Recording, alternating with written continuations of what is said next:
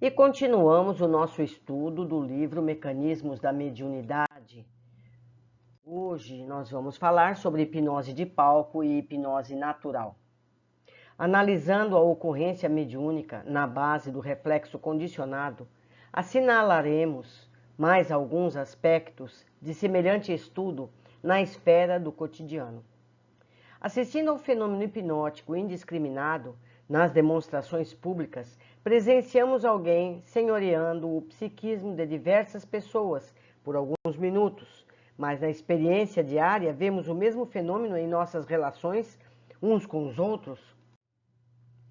Na exibição popular, o magnetizador pratica a hipnose que se hierarquiza por muitos graus de passividade nos hipnotizados.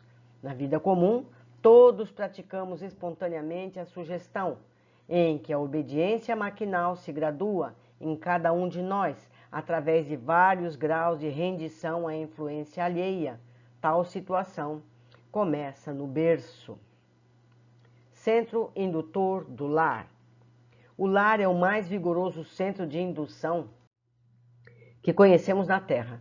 A maneira de alguém que recebe este ou aquele tipo de educação em estado de sonolência, o espírito reencarnado no período infantil recolhe dos pais os mapas de inclinação e conduta que lhe nortearão a existência, em processo análogo ao da escola primária, pelo qual a criança é impelida a contemplar ou mentalizar certos quadros para refleti-los no desenvolvimento natural da instrução.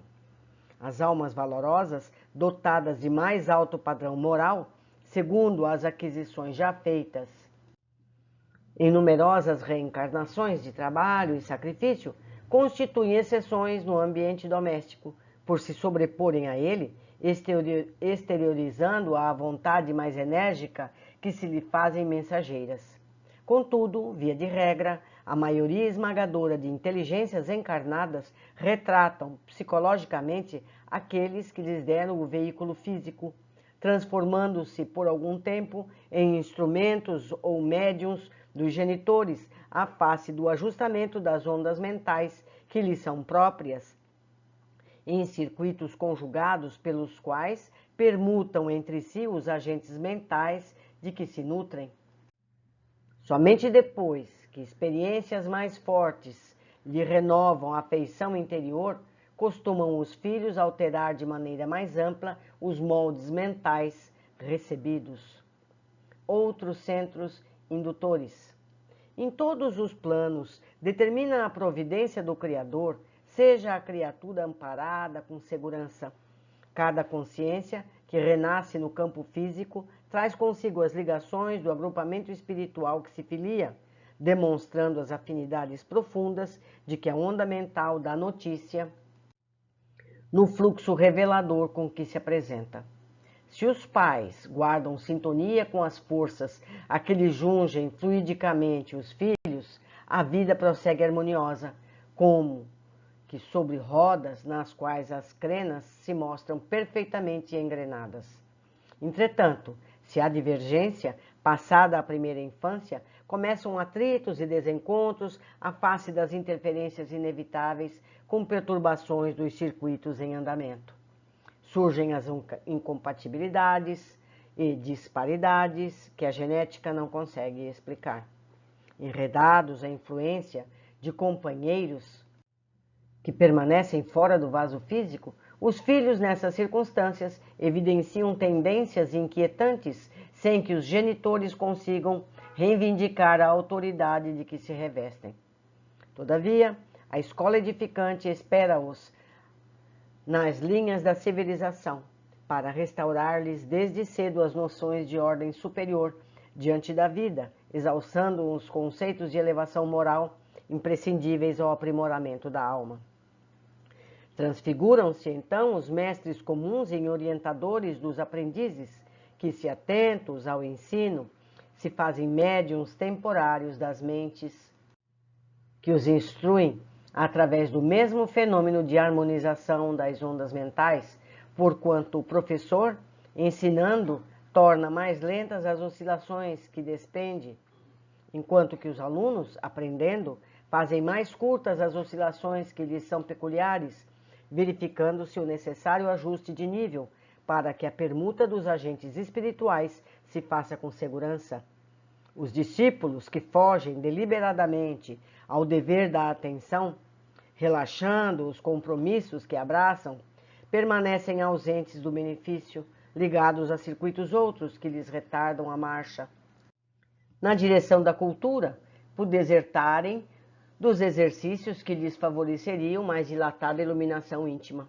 E, além da escola, surgem para os rebentos do lar terrestre as obrigações do trabalho profissional, em que a personalidade segue no encalço da vocação ou soma de experiência que já conquistou na vida.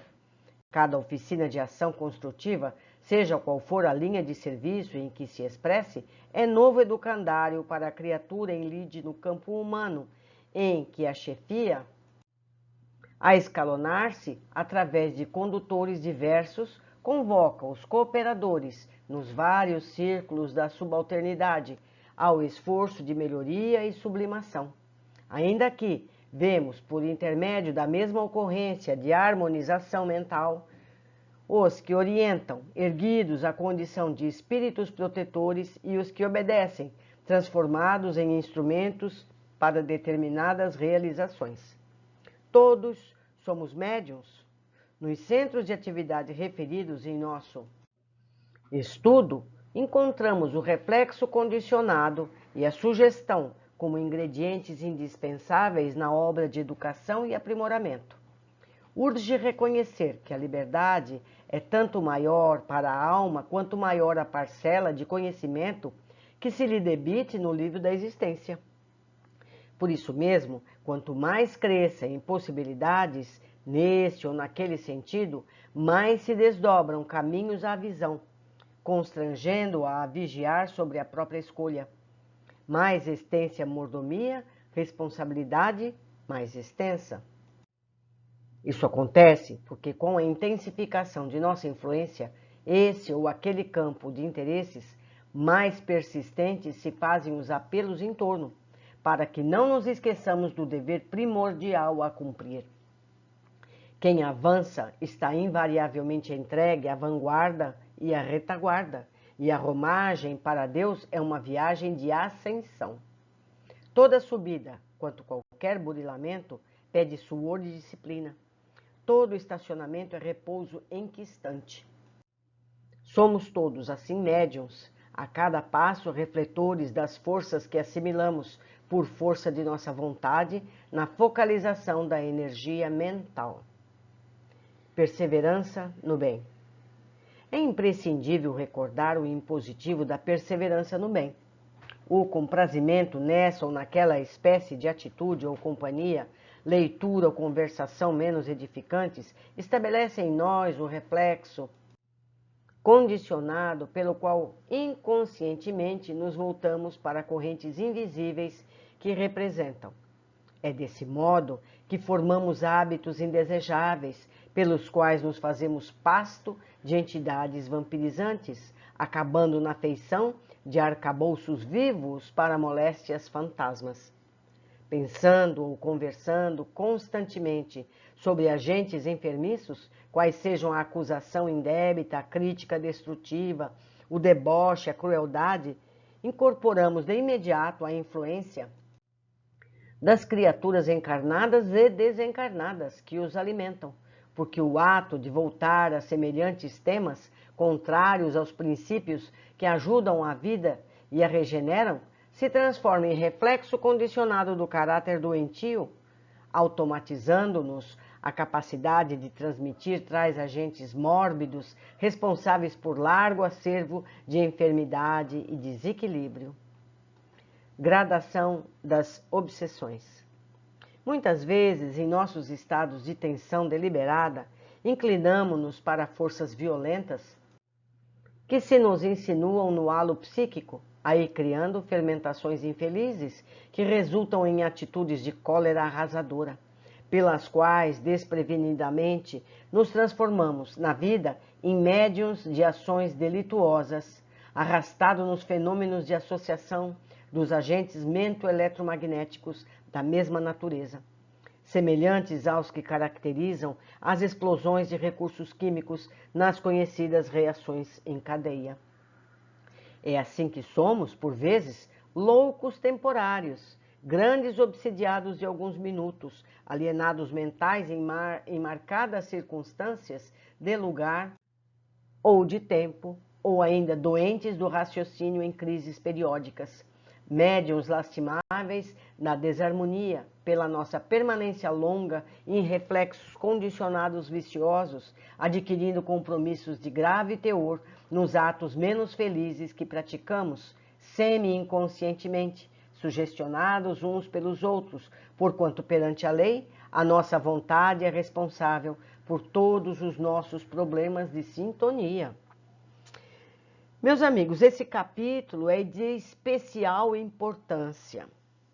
Aqui nos foi dito que nós recebemos ideias condicionadas desde a infância, e a gente pode dizer até de vidas anteriores. Então, mais uma vez, nós precisamos ter a lucidez de fazer uma autoanálise. Esse meu comportamento é resultado da educação que eu tive na infância? Porque esse comportamento pode ser positivo ou negativo. Nós não temos garantia de termos pais equilibrados, não é verdade? Então precisamos analisar, essa minha tendência é familiar? Eu aprendi com minha família? Eu aprendi com os professores que eu tive na primeira infância? Ou aprendi com o mentor espiritual da família, seja padre, pastor, o que quer que seja? E pelo hábito, isso foi cristalizado em mim, eu acho que é certo. Pode ser um hábito bom, pode ser um hábito mau. Podemos estender isso para a política. Podemos estender isso para aquele fanatismo por um artista, um cantor, o que seja. A gente percebe nesse tipo, por exemplo, de espetáculo público, pessoas completamente magnetizadas a esse artista e por isso seguem tudo quanto ele faça, sejam hábitos positivos ou negativos, não é verdade? Esse meu astro preferido, ele fuma, ele bebe, ele tem hábitos negativos ou positivos? Então, é de fundamental importância termos em conta esse canal de comportamento que todos estamos sujeitos. Então, precisamos fazer uma autoanálise e perceber de onde vêm as nossas tendências, as nossas preferências, se é alguma coisa equilibrada ou não, certo? Fica aí, meus amigos, a sugestão. Vamos pensar nisso. E vamos continuar estudando. Espero todos no próximo capítulo.